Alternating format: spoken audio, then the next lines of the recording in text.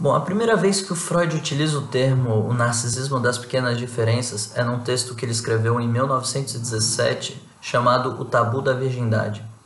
E esse é um texto bem interessante, que nele o Freud faz um apanhado geral de diferentes tabus em diferentes culturas relacionados a essas questões do sexo, especificamente sobre a perda da virgindade por parte das mulheres. Não só, ele discorre sobre vários tipos de tabu, vários tabus em relação a essas questões do sexo, mas tenta dar o foco central na perda da virgindade nas mulheres.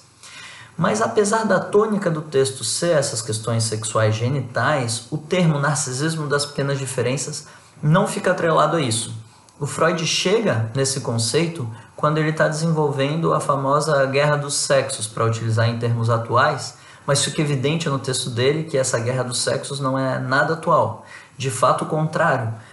As tribos primitivas ou a civilização de modo geral tende a se constituir de que forma? Mesmo dentro de um próprio grupo, de uma própria tribo, a separação interna dessa tribo ser entre dois grandes times, homens e mulheres, ou seja, essa separação ficar de acordo com o sexo biológico.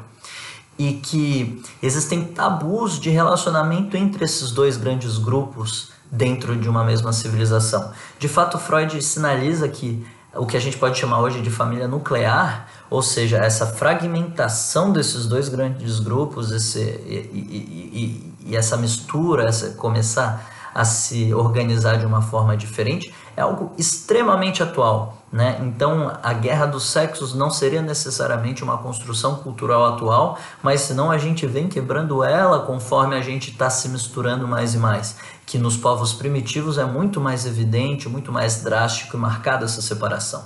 Mas especificamente na passagem, o Freud diz o seguinte: em palavras que pouco se diferenciam da terminologia habitual da psicanálise, Crowley, que é um sociólogo contemporâneo ao Freud, que ele citou outras vezes nesse mesmo texto, Crowley afirma que cada indivíduo separa-se dos outros mediante um tabu de isolamento pessoal e que justamente as pequeninas diferenças dentro da semelhança geral motivam sentimentos de estranheza e hostilidade entre eles. Ou seja, ele está mostrando como esse tabu de isolamento pessoal algo, esse sociólogo está percebendo isso nas sociedades, né? Como mesmo dentro de um próprio grupo, o sujeito se apega a coisas individuais para estranhar os seus semelhantes, né? Numa semelhança geral, ele se apega a pequeninas diferenças. Porque é normal a gente pensar essas questões de agressividade e hostilidade em dois grandes grupos distintos. Por exemplo, para utilizar aí a temática da Copa do Mundo, tem as torcidas organizadas de futebol, é natural a gente pensar nas grandes brigas entre dois times distintos, né? É algo que não parece nada novo.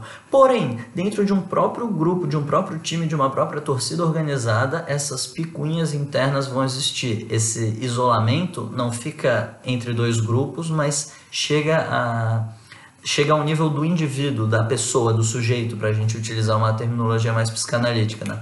Então, o Freud, percebendo isso nesse contemporâneo dele, sociólogo, com questões que ele já vinha percebendo também da civilização, ele rebatiza esse termo tabu de isolamento pessoal, no como ele segue: seria tentador perseguir essa ideia do Crowley e derivar desse narcisismo das pequenas diferenças a hostilidade em que todas as relações humanas combate vitoriosamente os sentimentos de solidariedade e sobrepuja o mandamento de amor ao próximo. Ou seja, ele aí rebatiza o termo do isolamento pessoal com uma terminologia que ele já vinha desenvolvendo na psicanálise, essas noções de narcisismo que para ele estavam muito em voga, né? Ele já vinha com a introdução ao narcisismo um pouco antes desse texto, e vem com o desenvolvimento da diferenciação entre o narcisismo primário e secundário, essa questão da constituição do eu, que o Lacan também trabalha isso, a gente pode ver nos 3 tempos do estágio do espelho ali, a formação do eu. Então, para utilizar essa terminologia da psicanalítica, ele chama isso de narcisismo das pequenas diferenças, algo que o colega dele havia observado e ele também queria dar esse embasamento. O que é interessante aí para a gente discutir é isso, né? Essa agressividade, essa hostilidade que mesmo dentro, por exemplo, somos família, não vamos brigar, né? Não, às vezes é dentro da própria família que as brigas são mais inflamadas, né? Então, para quebrar um pouco essas questões pudicas e culturais de que a agressividade é algo feio, o Freud não necessariamente está chamando a agressividade de feio aqui, ele está marcando como elas são existentes, porque a gente tem que ver, nós como psicanalistas devemos ver o ser humano como ele é, e não como a gente gostaria que ele fosse. É uma diferença bem clara e bem marcada nisso.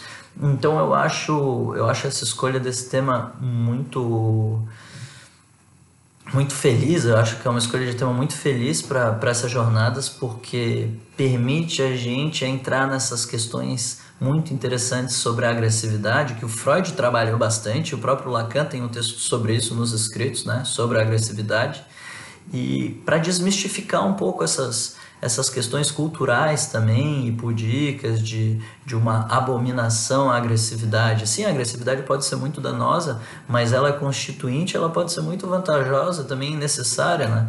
Então, para quebrar tabus, eu acho que foi um tema muito feliz de ser escolhido para essa jornada de 2018. Vai possibilitar pensar muito essas questões das dinâmicas das relações humanas aí na sociedade, né?